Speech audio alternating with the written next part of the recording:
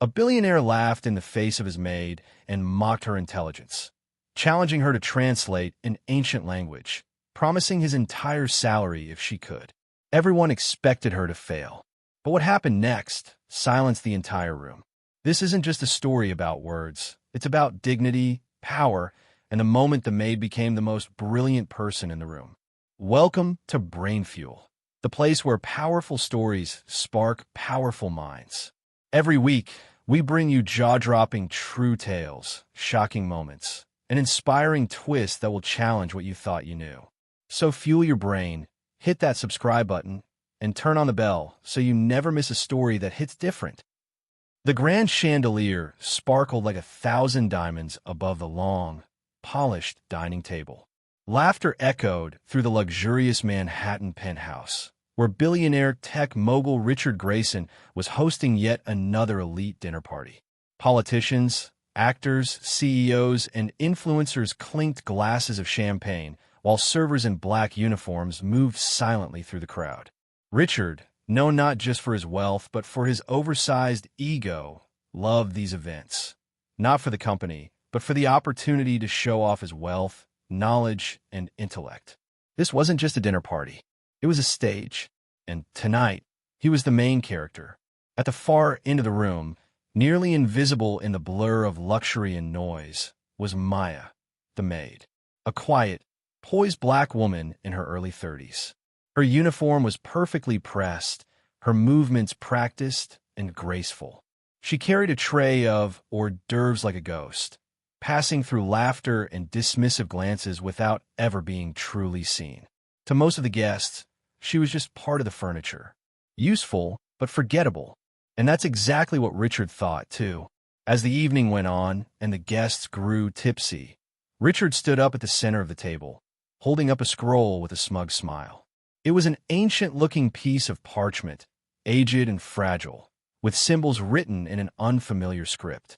"Ladies and gentlemen," he declared dramatically, "this is an original Aramaic manuscript, over 2,000 years old, one of the rarest in my collection." Oohs and ahs rippled across the table. Someone clapped. Another snapped a picture. Richard grinned, proud of the reaction. "Now, here's a little challenge," he said, his voice dripping with confidence. "If anyone in this room can translate even a single line of this scroll, I'll hand them my monthly salary. That's 6 figures. Anyone?" People chuckled. Someone jokingly called out, "What even is Aramaic? Sounds like a wine." Everyone laughed. Then Richard's eyes landed on Maya. She was standing at the corner of the room, holding an empty tray, her expression unreadable. He grinned wider. "You there?" he called, pointing at her. The room grew a little quieter.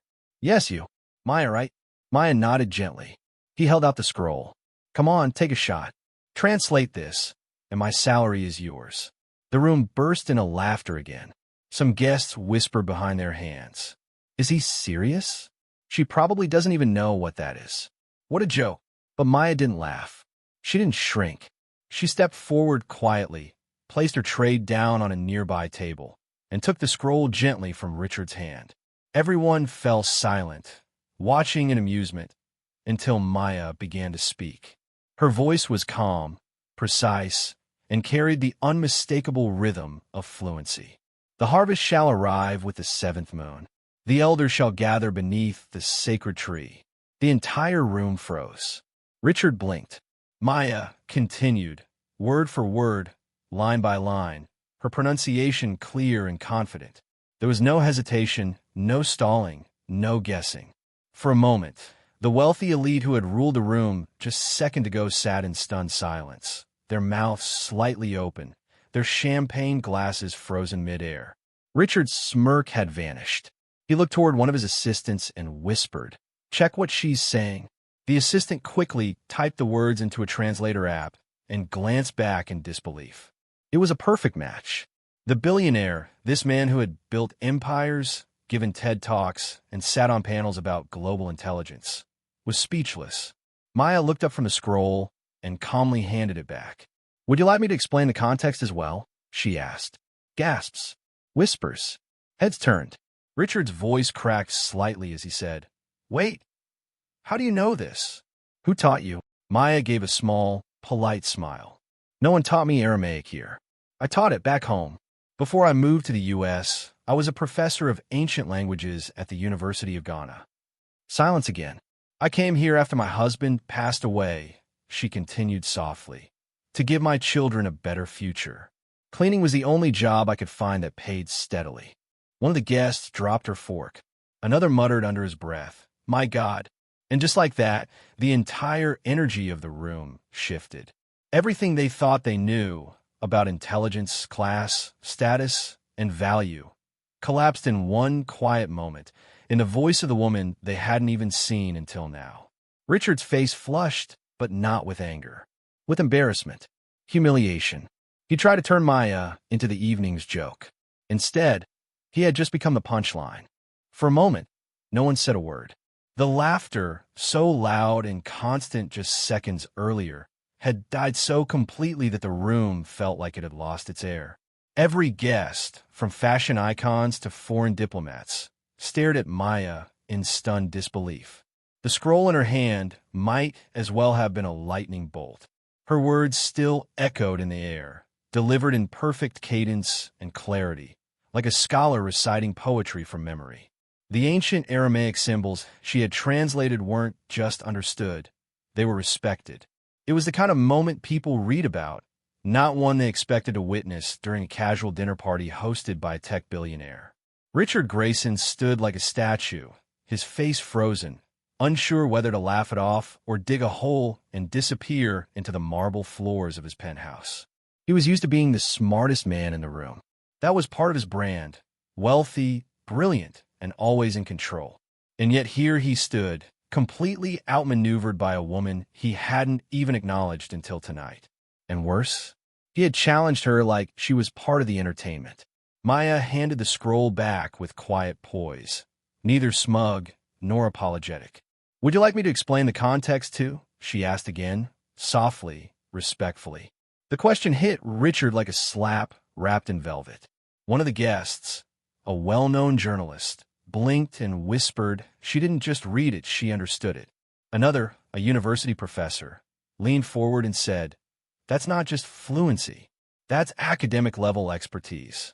Maya stood calmly as the whispers grew around her. Richard finally spoke, though his voice was quieter than usual. "You said you taught where?" "At the University of Ghana," Maya said. "I specialized in ancient Semitic languages. Aramaic, Hebrew, Ugaritic, Akkadian. I even developed a research curriculum that was used internationally." Someone gasped audibly. You're a professor?" Another guest asked in disbelief. "I was," Maya replied.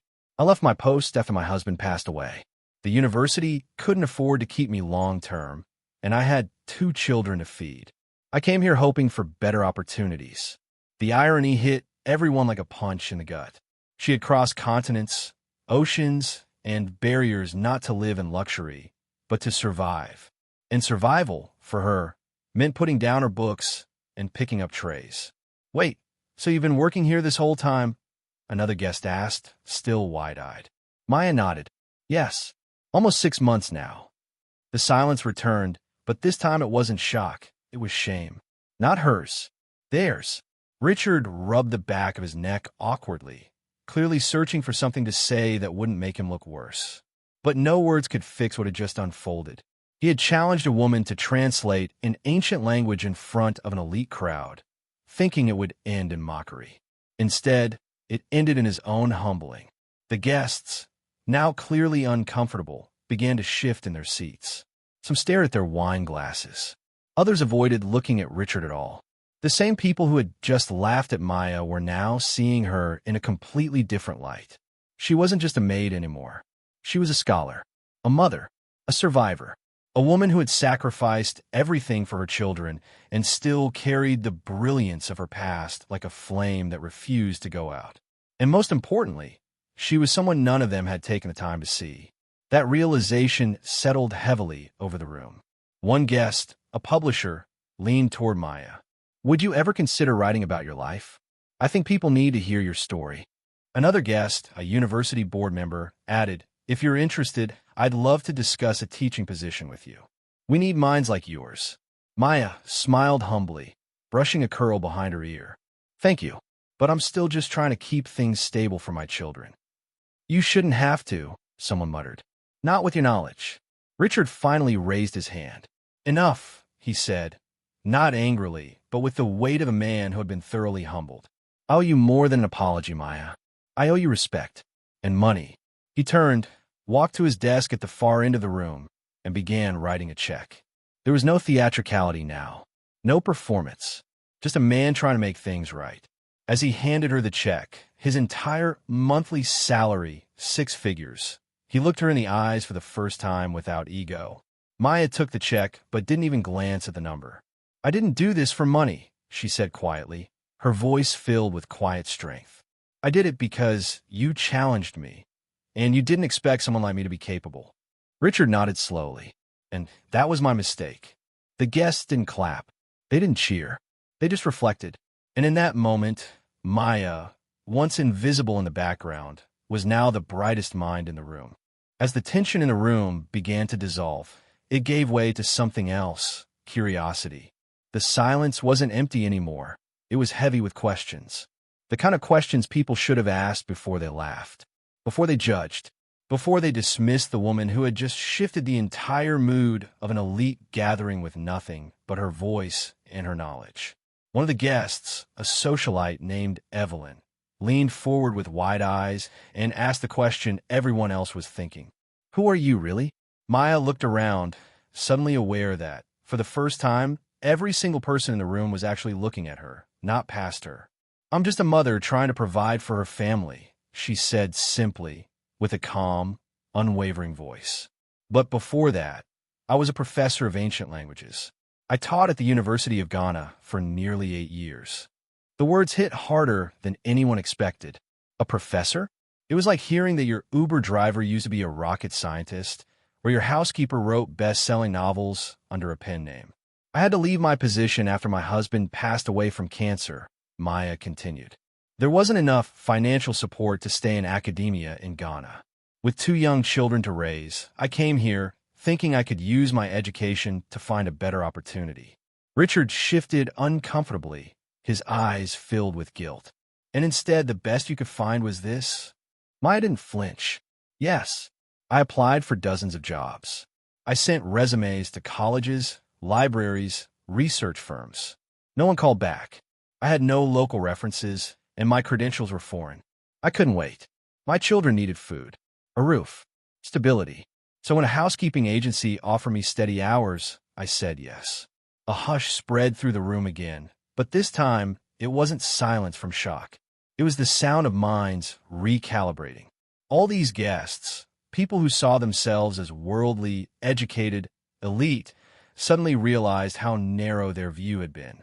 How many times had they walked past Maya without noticing her? How many moments had they spoken in front of her, assuming she couldn't understand, let alone contribute? And yet here she was, not just equal to them in intellect, but likely surpassing many of them. The journalist from earlier asked softly, "Why didn't you tell anyone?" Maya gave a gentle smile. "Would you have listened?" The question didn't need an answer, because they knew. She was right.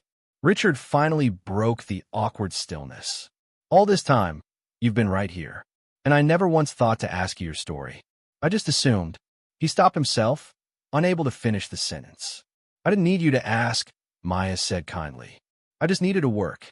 The words were delivered without anger, but their honesty made everyone in the room shrink a little. "Do your children know how brilliant you are?" Another guest asked. Maya's face finally softened with visible warmth. "Yes, they know I was a teacher. My daughter still asks me to read to her in ancient Hebrew before bed. I teach them as much as I can." A guest across the room, an older woman who sat on the board of an Ivy League school, stood up slowly.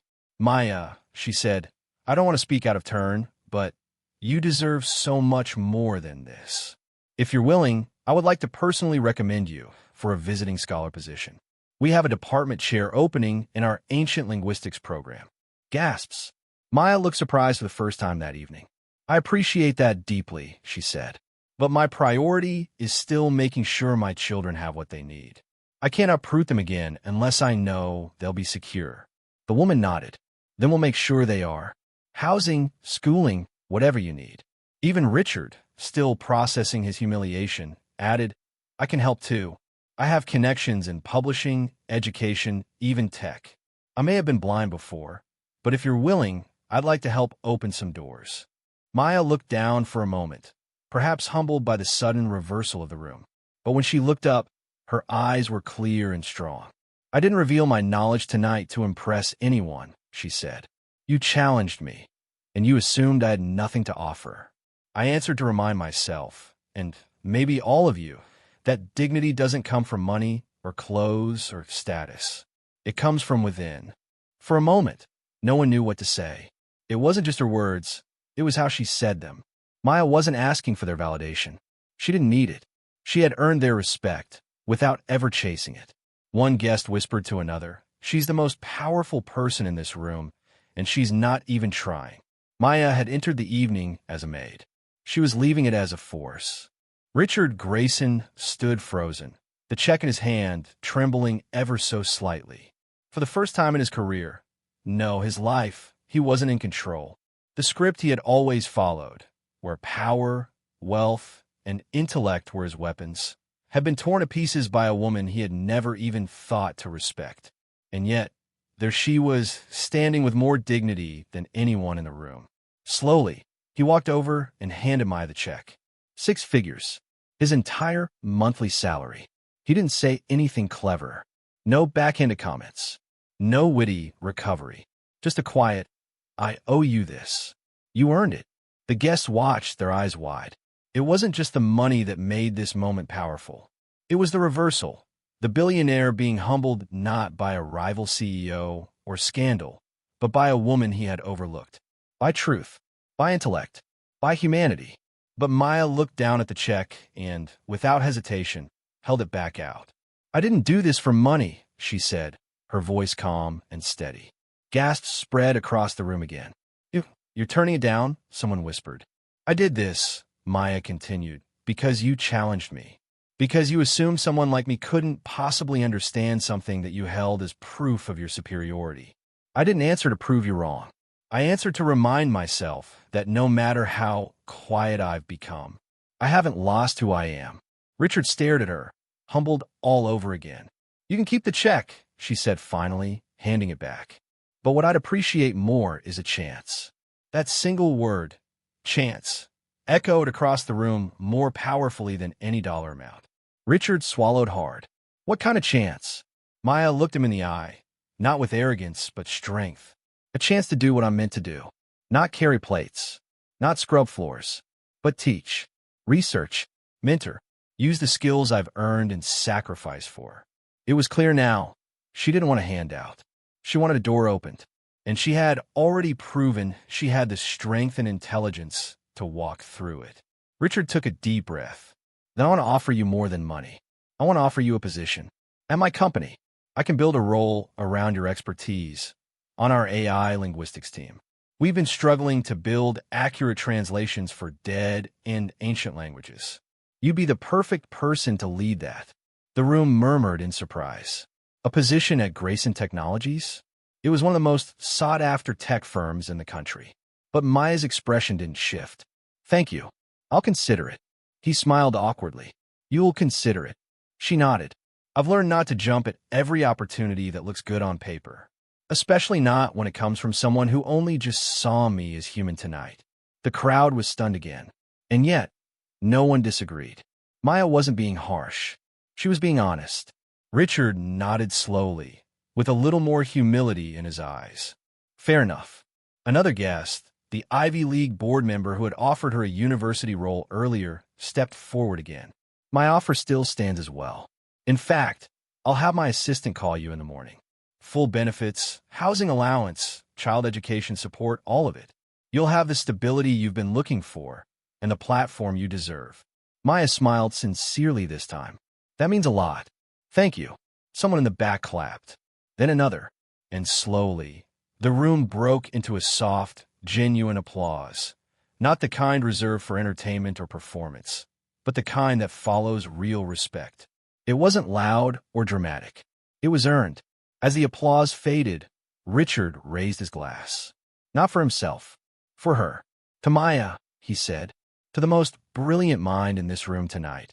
And to all the voices we've ignored for far too long. Everyone lifted their glasses. To Maya. She gave a small, gracious nod, and for the first time in that evening, and perhaps in months, she allowed herself to smile fully. It wasn't the smile of someone who had won. It was the smile of someone who had endured. Because tonight was never about pride. It was about dignity.